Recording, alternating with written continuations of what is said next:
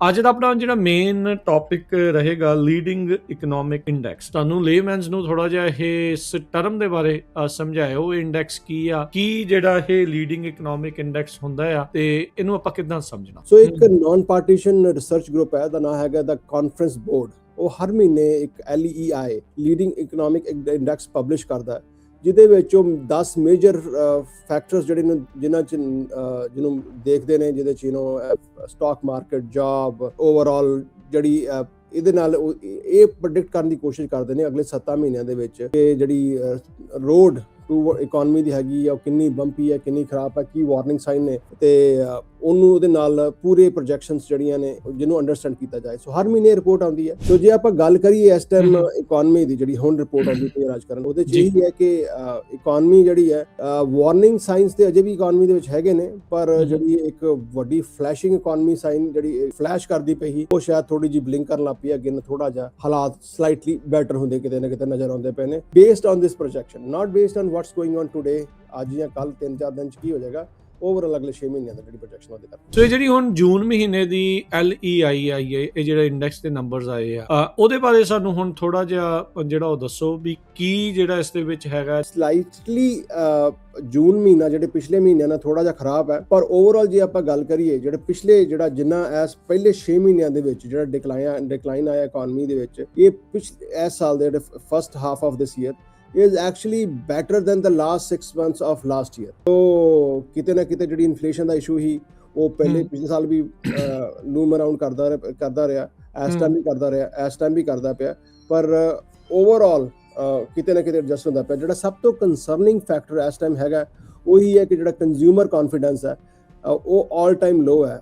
ਪਹਿਲਾਂ ਵੀ ਲੋ ਹੀ, ਔਰ ਬਿਜ਼ਨਸ ਦੇ ਵਿੱਚ ਕੌਨਫੀਡੈਂਸ ਲੋ ਹੈ। ਓਵਰਆਲ ਜਿਹੜਾ ਅਮਰੀਕਨ ਕੰਜ਼ਿਊਮਰ ਹੈ ਉਹਨੂੰ ਡਰ ਪਿਆ ਹੋਇਆ ਹੈ ਕਿ ਅਗਲੇ ਮਹੀਨਿਆਂ ਦੇ ਵਿੱਚ, ਆਉਣ ਵਾਲੇ ਟਾਈਮ ਦੇ ਵਿੱਚ ਕਿਤੇ ਨਾ ਕਿਤੇ ਰਿਸੈਸ਼ਨ ਆਉਣ ਦਾ ਖਦਸ਼ਾ ਨਜ਼ਰ ਆਉਂਦਾ। ਇਹ ਜਿਹੜੇ ਇੰਡੀਕੇਟਰਸ ਨੂੰ ਡਿਸਾਈਡ ਕਰਨ ਵਾਸਤੇ ਕਿ ਇਹ ਜਿਹੜੇ ਫੈਕਟਰਸ ਨੇ, ਜਿਹੜੇ ਮੇਨ ਫੈਕਟਰਸ ਨੇ, ਜਿਹੜੇ ਮੇਜਰ ਫੈਕਟਰਸ ਨੇ, ਉਹ ਇਹ ਦੱਸਦੇ ਨੇ ਕਿ ਹਾਂ ਵੀ ਇਹਨਾਂ ਚੀਜ਼ਾਂ ਨੂੰ ਜਦੋਂ ਆਪਾਂ ਕਾਊਂਟਰ ਕਰਦੇ ਹਾਂ ਦੈਨ ਵੀ ਪ੍ਰੋਜੈਕਟ। ਜਿੱਦਾਂ ਆਪਾਂ ਗੱਲ ਕੀਤੀ ਫਾਈਨੈਂਸ਼ੀਅਲ ਦੇ ਵਿੱਚ S&P 500 ਕੰਪਨੀਜ਼, ਲੈਂਡਿੰਗ ਕ੍ਰੈਡਿਟ ਹੋ ਰਿਹਾ, ਇੰਟਰਸਟ ਰੇਟ ਜਿਹੜਾ ਓਵਰਆਲ ਸਪਰੈਡ ਹੈ। So next is job market. So job market ਦੇ ਵਿੱਚ ਟੋਟਲ ਮੈਨੂਫੈਕਚਰਿੰਗ ਜੌਬ ਵਿਚ is directly related to the manufacturing orders, 50 hour jobs, jobless claims, ਜਿਹੜਾ ਟੋਟਲ ਓਵਰਆਲ ਅਨਐਮਪਲੋਇਮੈਂਟ ਕਿੰਨੀ ਵਧਦੀ ਪਈ ਹੈ। So that is second major impact. ਉਹਦੇ ਬਾਅਦ ਜਿੱਦਾਂ ਆਪਾਂ ਗੱਲ ਕੀਤੀ ਹਾਊਸਿੰਗ ਪਰਮਿਟ ਦੀ। So and last consumer expectations and consumer confidence, ਜਿੰਨਾ ਚਿਰ ਉਹ ਪ੍ਰੋਪਰਲੀ ਵਾਪਸ ਨਹੀਂ ਆਉਂਦਾ ਸਾਰੇ ਪਾਸੇ ਸਿਸਟਮ ਦੇ ਵਿੱਚ, ਸਾਰੀਆਂ ਚੀਜ਼ਾਂ ਉਹਦੇ ਉੱਤੇ ਡਿਪੈਂਡ ਕਰਦੀਆਂ ਨੇ। ਈਵਨ ਦੋ 10% ਇਫੈਕਟ ਹੈਗਾ, ਪਰ ਉਹ ਕੰਜ਼ਿਊਮਰ ਦੀ ਕੌਨਫੀਡੈਂਸ ਦੇ ਨਾਲ, ਕੰਜ਼ਿਊਮਰ ਦੀ ਐਕਸਪੈਕਟੇਸ਼ਨ ਦੇ ਨਾਲ ਹੀ ਸਪੈਂਡਿੰਗ ਵੱਧਦੀ ਹੈ, ਔਰ ਕੰਪਨੀਆਂ ਜਿਹਨਾਂ ਨੇ ਇਨਵੈਸਟ ਕਰਨਾ ਜਾਂ ਉਹਨਾਂ ਨੇ ਘਰ ਖਰੀਦਣੇ ਨੇ। So that all depends. ਇਹ ਜਿਹੜੇ ਮੇਜਰ ਫੈਕਟਰ ਨੇ। ਇੱਕ ਲੇਟੈਸਟ ਰਿਪੋਰਟ ਇਹ ਵੀ ਆਈ ਸੀ ਕਿ ਨਿਰਮਲ ਮਾਨ ਜੀ ਵੀ ਲੋਕਾਂ ਨੂੰ ਕ੍ਰੈਡਿਟ ਕਾਰਡ ਦੇ ਉੱਤੇ ਹੁਣ ਰੋਜ਼ਮਰਰਾ ਦੀ ਜ਼ਿੰਦਗੀ, ਰਾਸ਼ਨ ਪਾਣੀ ਜਿਹੜਾ ਉਹ ਕਰਨਾ ਪੈ ਰਿਹਾ ਹੈ। ਉਹ ਕ੍ਰੈਡਿਟ ਕਾਰਡ ਦੇ ਉੱਤੇ ਜਿਹੜਾ ਰੋਟੀ ਦੇ ਲਈ ਜਿਹੜਾ ਉਹ ਆ ਗਏ ਆ, ਇਹ ਗੁੱਡ ਸਾਈਨ ਨਹੀਂ ਹੈਗਾ। ਤੇ ਪ੍ਰੋਗਰਾਮ 'ਚ ਆਪਾਂ ਗੱਲਬਾਤ ਕਰਾਂਗੇ ਓਵਰਆਲ ਇਕਨੋਮੀ ਨੂੰ ਲੈ ਕੇ, ਕੀ ਸਿਚੁਏਸ਼ਨ ਇਸ ਟਾਈਮ ਚੱਲ ਰਹੀ ਆ। ਕੁਛ ਰਿਪੋਰਟਸ ਜਿਹੜੀਆਂ ਉਹ ਆਈਆਂ, ਉਹ ਇੰਡੈਕਸ ਦੇ ਬਾਰੇ ਵੀ ਗੱਲ ਕਰਾਂਗੇ। ਫਿਊਚਰ ਦੇ ਵਿੱਚ ਕੀ ਹੋ ਸਕਦਾ ਆ, ਉਸ ਦੀਆਂ ਕੀ ਆਸਰਾਈਆਂ। ਭਵਿੱਖਬਾਣੀ ਕੋਈ ਨਹੀਂ, ਬਸ ਅੰਦਾਜ਼ੇ ਹੁੰਦੇ ਆ ਜਿਹੜੇ ਮਾਰਕੀਟ ਐਕਸਪਰਟਸ ਕਰ ਰਹੇ ਆ ਇਹਨਾਂ ਰਿਪੋਰਟਸ ਦੇ ਨੰਬਰਸ ਦੇ ਜਿਹੜੇ ਉਦਾਹਰ ਦੇ ਉੱਤੇ। ਉਹਦੇ ਬਾਰੇ ਥੋੜ੍ਹੀ ਆਪਾਂ ਚਰਚਾ ਕਰਾਂਗੇ। ਕੀ ਸਿਚੁਏਸ਼ਨਸ ਆਮ ਲੋਕਾਂ ਦੀਆਂ ਬਣੀਆਂ ਪਈਆਂ, ਕਿੱਥੇ ਕੋ ਖੜੇ ਨੇ ਇਕਨੋਮਿਕਲੀ, ਉਹ ਸਾਰੀਆਂ ਚੀਜ਼ਾਂ ਜਿਹੜੀਆਂ ਇਸ ਦੇ ਵਿੱਚ ਤੁਹਾਡੇ ਨਾਲ ਸ਼ੇਅਰ ਕਰਾਂਗੇ। ਅੱਜ ਦਾ ਆਪਣਾ ਜਿਹੜਾ ਮੇਨ ਟੌਪਿਕ ਰਹੇਗਾ ਲੀਡਿੰਗ ਇਕਨੋਮਿਕ ਇੰਡੈਕਸ। ਇਸ ਇੰਡੈਕਸ ਦੀ ਆਪਾਂ ਜਿਹੜੀ ਗੱਲ ਕਰਨੀ ਆ, ਤੇ ਮੈਂ ਨਿਰਮਲ ਮਾਨ ਜੀ ਤੁਹਾਨੂੰ ਬੇਨਤੀ ਕਰਦਾ ਵੀ ਸਾਨੂੰ ਲੇਮੈਨਸ ਨੂੰ ਥੋੜਾ ਜਿਹਾ ਇਸ ਟਰਮ ਦੇ ਬਾਰੇ ਸਮਝਾਇਓ। ਇਹ ਇੰਡੈਕਸ ਕੀ ਆ, ਕੀ ਜਿਹੜਾ ਇਹ ਲੀਡਿੰਗ ਇਕਨੋਮਿਕ ਇੰਡੈਕਸ ਹੁੰਦਾ ਆ, ਤੇ ਇਹਨੂੰ ਆਪਾਂ ਕਿੱਦਾਂ ਸਮਝਣਾ ਹੁੰਦਾ। ਜੀ ਬਿਲਕੁਲ। ਆਪਾਂ ਜੇ ਇੱਕ ਐਨਰਜੀ ਯੂਜ਼ ਕਰ ਲਈਏ ਕਿ ਆਪਣੇ ਕੋਲ ਮੰਨ ਲਓ ਗੱਡੀ ਹੈ ਤੇ ਗੱਡੀ ਦੀ ਹੈਡਲਾਈਟਸ ਨੇ, ਔਰ ਆਪਾਂ ਅੱਗੇ ਦੇਖਣੇ ਆ ਕਿ ਅੱਗੋਂ ਜਿਹੜਾ ਹੈਡਲਾਈਟਸ ਕਿੰਨੀ ਕੁ ਦੂਰ ਆਪਣਾ 7 ਮਹੀਨੇ ਤੱਕ ਅੱਗੇ ਪ੍ਰੋਜੈਕਸ਼ਨ ਦੇਖ ਸਕਦੇ ਨੇ।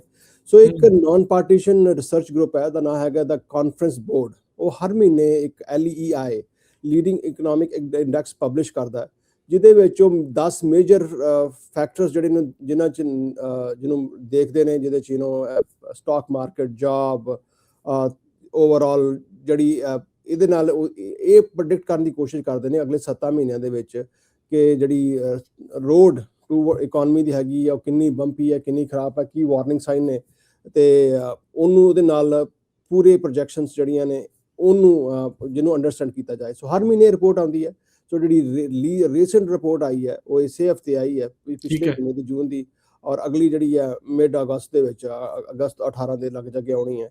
ਸੋ ਐਵਰੀ ਮੰਥ ਇਹ ਰਿਪੋਰਟ ਆਉਂਦੀ ਹੈ ਜਿਹਦੇ ਵਿੱਚ ਓਵਰਆਲ ਇਕਨੋਮੀ ਨੂੰ ਆਪਾਂ ਐਨਾਲਾਈਜ਼ ਕਰਦੇ ਹਾਂ ਕਿ ਕਿੱਥੇ ਚੱਲਦਾ ਪਿਆ। ਸੋ ਜੇ ਆਪਾਂ ਗੱਲ ਕਰੀਏ ਇਸ ਟਾਈਮ ਇਕਨੋਮੀ ਦੀ ਜਿਹੜੀ ਹੁਣ ਰਿਪੋਰਟ ਆਉਂਦੀ ਪਈ ਰਾਜਕਰਨ, ਉਹਦੇ 'ਚ ਇਹੀ ਹੈ ਕਿ ਇਕਨੋਮੀ ਜਿਹੜੀ ਹੈ ਵਾਰਨਿੰਗ ਸਾਈਨਸ ਤੇ ਅਜੇ ਵੀ ਇਕਨੋਮੀ ਦੇ ਵਿੱਚ ਹੈਗੇ ਨੇ, ਪਰ ਜਿਹੜੀ ਇੱਕ ਵੱਡੀ ਫਲੈਸ਼ਿੰਗ ਇਕਨੋਮੀ ਸਾਈਨ ਜਿਹੜੀ ਵਾਰਨਿੰਗ ਲਾਈਟ ਜਿਹੜੀ ਫਲੈਸ਼ ਕਰਦੀ ਪਈ ਸੀ, ਉਹ ਸ਼ਾਇਦ ਥੋੜੀ ਜਿਹੀ ਬਲਿੰਕ ਕਰਨ ਲੱਗ ਪਈ ਅੱਗੇ ਨੂੰ, ਥੋੜਾ ਜਿਹਾ ਹਾਲਾਤ ਸਲਾਈਟਲੀ ਬੈਟਰ ਹੁੰਦੇ ਕਿਤੇ ਨਾ ਕਿਤੇ ਨਜ਼ਰ ਆਉਂਦੇ ਪਏ ਨੇ based on this projection, not based on what's going on today, ਅੱਜ ਜਾਂ ਕੱਲ 3-4 ਦਿਨ ਚ ਕੀ ਹੋ ਜਾਏਗਾ, ਓਵਰਆਲ ਅਗਲੇ 6 ਮਹੀਨਿਆਂ ਦਾ ਜਿਹੜੀ ਪ੍ਰੋਜੈਕਸ਼ਨ ਉਹਦੇ ਕਰਕੇ। ਸੋ ਬਿਲਕੁਲ ਲੋਕ ਹਮੇਸ਼ਾ ਹੀ ਨਿਰਮਲ ਮਾਨ ਜੀ ਇਹ ਜਾਣਨਾ ਚਾਹੁੰਦੇ ਆ ਵੀ ਕੀ ਜਿਹੜੀ ਆ ਸਥਿਤੀ ਹੋ ਸਕਦੀ ਹੈ, ਫਿਰ ਬੰਦੇ ਡਿਸੀਜਨ ਉਸ ਹਿਸਾਬ ਦੇ ਨਾਲ ਆਪਣੇ ਫਾਈਨੈਂਸ਼ੀਅਲਸ ਦੇ ਖਾਸ ਕਰਕੇ ਬੰਦੇ ਫਿਰ ਉਸ ਹਿਸਾਬ ਦੇ ਨਾਲ ਡਿਸੀਜਨ ਲੈਂਦੇ ਆ ਵੀ ਆਪਾਂ ਕਿੱਦਾਂ ਦੇ ਜਿਹੜੇ ਉਹ ਫੈਸਲੇ ਲਈਏ ਜਿਹਦੇ ਨਾਲ ਪਤਾ ਲੱਗੇ। ਸੋ ਇਹ ਜਿਹੜੀ ਹੁਣ ਜੂਨ ਮਹੀਨੇ ਦੀ LEI ਆਈ ਹੈ, ਇਹ ਜਿਹੜਾ ਇੰਡੈਕਸ ਦੇ ਨੰਬਰਸ ਆਏ ਆ, ਉਹਦੇ ਬਾਰੇ ਸਾਨੂੰ ਹੁਣ ਥੋੜਾ ਜਿਹਾ ਜਿਹੜਾ ਉਹ ਦੱਸੋ ਵੀ ਕੀ ਜਿਹੜਾ ਇਸ ਦੇ ਵਿੱਚ ਹੈਗਾ, ਜਿੱਦਾਂ ਤੁਸੀਂ ਕਿਹਾ ਵੀ ਮਲਟੀਪਲ ਜਿਹੜੇ ਆਸਪੈਕਟਸ ਨੇ ਇਕਨੋਮੀ ਦੇ, ਉਹਨਾਂ ਦੇ ਉੱਤੇ ਉਹ ਆਉਂਦਾ ਆ। ਸੋ ਇਹ ਨੰਬਰ ਹੁੰਦਾ ਆ, ਪਰਸੈਂਟੇਜ ਹੁੰਦੀ ਆ, ਕੀ ਹੁੰਦਾ ਹੈ, ਤੇ ਇਹ ਨੰਬਰ ਸਿਗਨੀਫਾਈ ਕੀ ਕਰਦੇ ਨੇ? ਸੋ ਨੰਬਰ ਸਿਗਨੀਫਾਈ ਜਿੱਦਾਂ ਆਪਾਂ ਕਿਹਾ ਕਿ ਫॉर ਨੈਕਸਟ 7 ਮੰਥਸ ਓਵਰਆਲ ਆਪਾਂ ਰਿਪੋਰਟ ਦੇਖਣੀ ਕਿ ਓਵਰਆਲ ਕਿੱਥੇ ਚੱਲਦੀ ਪਈ ਹੈ। ਸੋ ਸਲਾਈਟਲੀ ਜਿਹੜਾ ਇਹਦੇ ਚ ਥੋੜੀ ਜਿਹੀ ਗਿਰਾਵਟ ਆਈ ਹੈ। ਆਪਾਂ ਜੇ ਗੱਲ ਕਰੀਏ ਓਵਰਆਲ ਤੇ 0.2% ਦੀ ਆਪਾਂ ਗੱਲ ਕਰੀਏ ਓਵਰਆਲ ਇਨ ਵਨ। ਸੋ ਉਹ ਜਿਹੜੀ ਮੇਨ ਕੰਪੋਨੈਂਟ ਦੇ ਵਿੱਚ ਜਿਹੜੇ ਹੈਗੇ ਨੇ ਰਾਜਕਰਨ, ਉਹਦੇ ਚ ਹੈਗੇ ਨੇ ਸਟਾਕ ਪ੍ਰਾਈਸਿਸ, ਜਿਹੜੇ ਅਗਲੇ ਆਉਣ ਵਾਲੇ ਜਿਹੜੇ ਘਰਾਂ ਦੇ ਨੈਕਸਟ ਸਾਲ ਦੇ ਜਿਹੜੇ ਘਰਾਂ ਦੇ ਪਰਮਿਟ ਬਣਦੇ ਪਏ ਨੇ। ਜਿੱਦਾਂ ਆਪਾਂ ਗੱਲ ਕਰਦੇ ਪਏ ਹਾਂ ਕਿ ਪਰਮਿਟ ਜਿਹੜੇ ਨੇ ਉਹ ਬੜੇ ਇੰਪੋਰਟੈਂਟ ਨੇ, ਬਿਕੋਜ਼ ਜਿਹੜੇ ਅੱਜ ਪਰਮਿਟ ਮਿਲਦੇ ਪਏ ਨੇ ਜਾਂ ਅੱਜ ਪਰਮਿਟ ਅਪਲਾਈ ਹੁੰਦੇ ਪਏ ਨੇ ਕੰਸਟਰਕਸ਼ਨ ਵਾਸਤੇ, ਉਹ ਘਰਾਂ ਦੀ ਉਹਦੀ ਜਿਹੜੀ ਕੰਸਟਰਕਸ਼ਨ ਹੋਣੀ ਹੈ ਅਗਲੇ 6 ਮਹੀਨੇ, ਸਾਲ, 1.5 ਸਾਲ ਚੱਲਣੀ ਹੈ। ਸੋ ਦੈਟ ਆਲਸੋ ਇੰਡੀਕੇਟਸ ਕਿ ਓਵਰਆਲ ਜਿਹੜੀ ਹੈਗੀ ਹੈ ਉਹ ਅਗਲੇ 6 ਮਹੀਨੇ 2 ਸਾਲ ਜਿਹੜੀ ਹੈ ਕਿੰਨੀ ਘਰ ਬਿਲਡਰਾਂ ਨੇ ਕਿੰਨੇ ਘਰ ਬਣਾਉਣੇ ਨੇ। ਫਿਰ ਇਹ 'ਚ ਕੰਜ਼ਿਊਮਰ ਕੌਨਫੀਡੈਂਸ ਆਉਂਦਾ ਪਿਆ।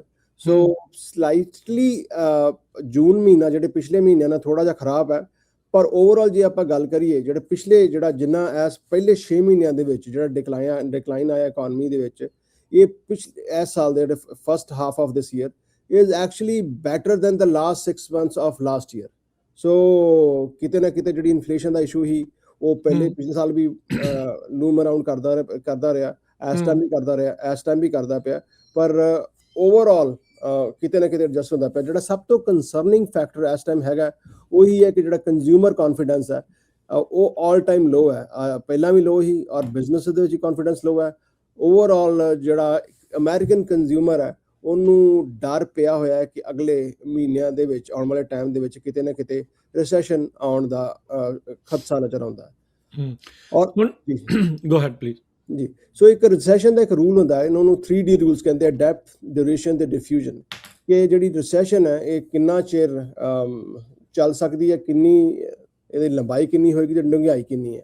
ਸੋ ਉਹਦਾ ਜਿਹੜਾ ਇੰਡੀਕੇਟਰ ਹੈ ਦੈਟ ਇਜ਼ ਓਵਰਆਲ ਅਜੇ ਵੀ there is a chance of recession, but ਪਿਛਲੇ ਜੇ ਆਪਾਂ ਕਰੀਏ ਪਿਛਲੇ ਮਹੀਨੇ ਨਾਲ, ਜੂਨ ਨਾਲ ਜਾਂ ਅਰਲੀ ਦਿਸ ਈਅਰ ਜਾਂ ਲਾਸਟ ਈਅਰ ਨਾਲ, ਉਹਦੇ ਰਿਸੈਸ਼ਨ ਦੇ ਚਾਂਸ ਥੋੜੇ ਜਿਹੇ ਘੱਟ ਨੇ। ਪਰ ਜਿਹੜਾ ਖਤਰਾ ਰਿਸੈਸ਼ਨ ਦਾ by end of this year, ਜਿੱਦਾਂ ਅੱਗੇ ਕਿਹਾ ਕਿ ਵਾਰਨਿੰਗ ਲਾਈਟ ਬੰਦ ਨਹੀਂ ਹੋਈ, ਪਰ ਜਿੱਦਾਂ ਵੱਡੇ ਲੈਵਲ ਤੇ ਫਲੈਸ਼ ਕਰਦੀ ਪਈ ਸੀ ਉਹ ਥੋੜੀ ਜਿਹੀ ਡਿਮ ਹੋ ਗਈ ਹੈ। So recession is still big concern for the economy. ਅੱਛਾ, ਇਹਦੇ ਵਿੱਚ ਇਹ ਜਿਹੜਾ ਇੰਡੈਕਸ ਦਾ ਨੰਬਰ ਆ, ਇਹਦੀ ਰੇਂਜ ਕਿੰਨੀ ਕੁ ਹੁੰਦੀ ਆ? ਕੀ ਨੰਬਰ ਹੈ ਇਸ ਟਾਈਮ ਜਿਹੜਾ ਉਹ ਆਇਆ, ਜਿੱਦਾਂ ਤੁਸੀਂ ਕਿਹਾ ਵੀ 0.2% LEI ਥੱਲੇ ਜਿਹੜਾ ਹੋ ਗਿਆ ਆ। ਸੋ ਇਹਦੀ ਰੇਂਜ ਵਗੈਰਾ ਕੀ ਹੁੰਦੀ ਆ, ਕਿੱਦਾਂ ਤੁਸੀਂ ਇਸ ਨੂੰ ਜਿਹੜਾ ਉਹ ਪੜ੍ਹਦੇ ਆ, ਉੱਤੇ ਜਾਣਾ ਬੈਟਰ ਹੁੰਦਾ ਆ, ਥੱਲੇ ਜਾਣਾ ਬੈਟਰ ਹੁੰਦਾ ਹੈ, ਕਿ ਜੇ ਇਹਨੂੰ ਰੀਡ ਕਰਨਾ ਹੋਵੇ ਤਾਂ? ਜੀ ਬਿਲਕੁਲ। ਸੋ LEI ਜਿਹੜਾ ਇਹਨੇ 0.2 it fail 0.2% in June of 26 to 99.1%। ਜੇ ਆਪਾਂ ਲਾਸਟ ਈਅਰ ਦੀ ਗੱਲ ਜੇ ਆਪਾਂ ਪਿਛਲੇ 2 ਮਹੀਨਿਆਂ ਦੀ ਗੱਲ ਕਰੀਏ, ਸੋ ਮਈ ਤੇ ਅਪ੍ਰੈਲ ਦੇ ਵਿੱਚ ਰਾਈਜ਼ ਕੀਤਾ ਸੀ 0.1%, ਅਪ੍ਰੈਲ ਦੇ ਵਿੱਚ ਵੀ ਰਾਈਜ਼ ਕੀਤਾ ਹੈ 0.2%। ਸੋ ਜੇ ਆਪਾਂ 3 ਮਹੀਨਿਆਂ ਨੂੰ ਐਡ ਕਰੀਏ ਤਾਂ ਆਲਮੋਸਟ ਜਿੰਨਾ ਕਿ ਆਪਾਂ ਗੇਨ ਕੀਤਾ ਸੀ ਉਹ ਲੂਜ਼ ਕਰ ਲਿਆ। ਸੋ that is a positive factor ਕਿ ਜਿੰਨਾ ਕਿ ਪਿਛਲੇ ਮਹੀਨਿਆਂ 'ਚ ਲੂਜ਼ ਹੋਇਆ ਉਹਨਾਂ ਗੇਨ ਕਰ ਲਿਆ। ਸੋ ਜਿੰਨਾ ਛੋਟਾ ਨੰਬਰ ਹੋਵੇ ਉਹਨਾਂ ਚੰਗਾ ਹੈ। ਐਗਜ਼ੈਕਟਲੀ, ਜਿੰਨਾ ਉਹਨਾਂ ਚੰਗਾ। ਸੋ ਟ੍ਰੈਂਡ ਜੋ ਆਉਣ ਵਾਲੇ ਟਾਈਮ ਐਗਜ਼ੈਕਟਲੀ ਇਹ ਕਿ ਜੇ ਆਪਾਂ ਪਿਛਲੇ ਸਾਲ ਦੀ ਗੱਲ ਕਰੀਏ, second half of last year, ਪਿਛਲੇ 6 ਮਹੀਨੇ ਆਫ 20, ਉਹਦੇ 'ਚ 1.1% ਡ੍ਰੌਪ ਹੀ। ਜੇ ਆਪਾਂ ਕੰਸਰਨ ਕਰ ਰਹੇ ਹਾਂ ਕਿ 0.2% ਡ੍ਰੌਪ ਹੈ ਬਜਾਏ 1. So it's much better. ਪਿਛਲੇ ਸਾਲ ਨਾਲ ਤੇ ਆਲਮੋਸਟ 10 ਗੁਣਾ ਬੈਟਰ ਹੈ। ਪਰ ਜਸਟ ਬਿਕਾਜ਼ ਸਿਰਫ ਇਹ ਇੰਡੈਕਸ ਬੈਟਰ ਹੈ, there are other impacts। ਸੋ ਇਹ ਆਪਾਂ ਜਿਹੜੀ ਮੇਨ ਗੱਲ ਅੱਜ ਕਰ ਰਹੇ ਹਾਂ, ਜਿਸ ਤੇ ਫੋਕਸ ਕਰ ਰਹੇ ਹਾਂ, without going into very technical details, ਆਪਣੇ ਲੇਮਨ ਟਰਮਸ ਵਾਸਤੇ, ਆਪਣੇ ਆਡੀਅנס ਵਾਸਤੇ ਇਹ ਕਹਾਂਗੇ ਜੋ ਮਾਰਕੀਟ ਦੀਆਂ ਫਿਊਚਰ ਪ੍ਰੋਜੈਕਸ਼ਨਸ ਨੇ ਬੇਸਡ ਔਨ ਕਿੰਨੇ ਘਰ ਬਣਨੇ ਨੇ, market confidence, stock market, AI ਦਾ ਜਿਹੜਾ ਹੈ, ਜਿਹੜੀਆਂ ਜੌਬ ਪ੍ਰੋਜੈਕਸ਼ਨਸ ਨੇ, ਕਿੰਨੇ ਜਿੱਦਾਂ ਹੁਣ ਅੱਜ ਦੀ ਡੇਟ ਦੇ ਵਿੱਚ ਲੇਆਫਸ ਤੇ ਨਹੀਂ ਇੰਨੇ ਜ਼ਿਆਦਾ ਹੋ ਰਹੇ, ਪਰ ਹਾਇਰਿੰਗ ਬਹੁਤ ਸਲੋ ਚੱਲ ਰਹੀ ਹੈ। This is another factor. So 10 major factor ਨੇ ਜਿਹੜੇ ਇੰਡੀਕੇਟ ਕਰਦੇ ਪਏ ਨੇ। ਸੋ ਇਕਨੋਮੀ ਜਿਹੜੀ ਹੈ, ਜਿਹੜਾ ਇੱਕ ਵੱਡਾ ਪੈਨਿਕ ਬਣਿਆ ਹੋਇਆ, ਉਹ ਪੈਨਿਕ ਆਪਾਂ ਨੂੰ ਨੈਕਸਟ ਟਾਈਮ ਨਹੀਂ ਹੋਣਾ ਚਾਹੀਦਾ। ਆਈ ਥਿੰਕ ਕਿ panic is still there, concern is still there. Growth ਜਿਹੜੀ ਚੱਲਦੀ ਪਈ ਹੈ ਉਹ ਸਲੋ ਚੱਲਦੀ ਪਈ ਹੈ, ਪਰ ਹਾਈ ਲੈਵਲ ਤੇ ਨਹੀਂ ਚੱਲਦੀ, ਜਿਹੜਾ ਕੰਸਰਨ ਲਾਸਟ ਈਅਰ ਦੇ ਵਿੱਚ ਹੈਗਾ ਹੀ। within now and next 7 months ਕੀ ਹੋਰ ਫੈਕਟਰਸ ਆ ਜਾਂਦੇ ਨੇ, that is also going to decide this। for example, ਜਿੱਦਾਂ ਪ੍ਰੈਜ਼ੀਡੈਂਟ ਟਰੰਪ ਨੇ ਨਵੇਂ ਟੈਰਿਫ ਦਾ ਇਸ਼ੂ ਕਰ ਦਿੱਤਾ। ਹੁਣ ਨਵੇਂ ਟੈਰਿਫ ਇਸ਼ੂ ਦੇ ਨਾਲ ਇਹੀ ਬਿਗ ਪ੍ਰੋਬਲਮ ਜਿਹੜੀ ਹੈ, ਕਿਉਂਕਿ end of the day tariff they are paid by the American consumer। ਔਰ ਕਿਤੇ ਨਾ ਕਿਤੇ ਜੇ ਆਪਾਂ ਗੱਲ ਕਰੀਏ ਤਾਂ ਸਿਰਫ ਇਹ ਟੈਰਿਫਸ ਇਸ ਟਾਈਮ ਕੈਨੇਡੀਅਨਸ ਦੇ ਨਾਲ ਨਾ ਇੱਕ ਮੋਰ ਪੋਲੀਟੀਕਲ ਰੱਸਾਕਸੀ, ਟਗ ਆਫ ਵਾਰ ਹੈ ਕਿ ਕਿਉਂਕਿ ਆਫ ਕੋਰਸ ਕੈਨੇਡੀਅਨਸ ਨੇ ਵੀ ਕਿਤੇ ਨਾ ਕਿਤੇ ਜਿਹੜਾ ਪਿਛਲਾ ਚੱਲਦਾ ਪਿਆ ਸੀ ਇੱਕ ਡਿਸਪਿਊਟ ਇਹਦੇ ਉੱਤੇ ਦੂਜੇ ਤੇ ਟੈਰਿਫਸ ਨੂੰ ਲੈ ਕੇ, ਜਿਹੜਾ ਇਹਨਾਂ ਦਾ USMCA ਜਿਹੜਾ ਆ, ਉਹ ਟ੍ਰੇਡ ਟਾਕਸ ਜਿਹੜੀਆਂ ਚੱਲ ਰਹੀਆਂ ਸੀ। ਐਗਜ਼ੈਕਟਲੀ, ਇਹਨਾਂ ਕਹਿਤਾ ਜੀ ਅਸੀਂ US ਦਾ ਲਿਕਰ ਨਹੀਂ ਵੇਚਣਾ, ਸਾਰੇ ਸ਼ੈਲਫ ਤੋਂ US ਦਾ ਲਿਕਰ ਚੁੱਕ ਦਿੱਤਾ।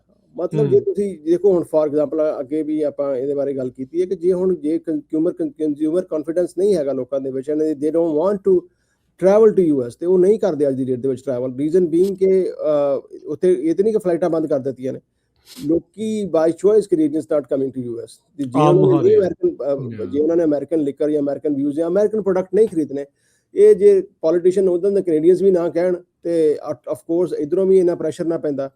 ਤੇ ਹੁਣ ਜੇ ਜਿਹੜਾ ਹੁਣ ਨਵਾਂ ਸੈਕਸ਼ਨ ਯੂਜ਼ ਕੀਤਾ ਕਿ ਜਿਹੜਾ ਜਿਹਦੇ ਔਨ ਬੇਸਿਸ ਆਫ ਵਾਟ ਕਿ ਉਹਨਾਂ ਨੇ ਪ੍ਰੈਜ਼ੀਡੈਂਟ ਟਰੰਪ ਨੇ, ਬਿਕਾਜ਼ ਇੱਕ ਵਾਰੀ ਤੇ ਲੂਜ਼ ਕਰ ਦਿੱਤਾ, ਕੋਰਟ ਜਾ ਕੇ ਕੋਰਟ ਕਿਹਾ ਕਿ ਤੁਸੀਂ ਟੈਰਿਫ ਨਹੀਂ ਪਾ ਸਕਦੇ, ਸੁਪਰੀਮ ਕੋਰਟ ਨੇ ਕਹਿਤਾ ਡਿਫਰੈਂਟ ਸੈਕਸ਼ਨ, ਉਹ ਸੈਕਸ਼ਨ ਦੇ ਉੱਤੇ ਆ ਕਹਿੰਦੇ ਕਿ ਹੁਣ ਅਸੀਂ ਟੈਰਿਫ ਲਾਉਣੇ ਨੇ।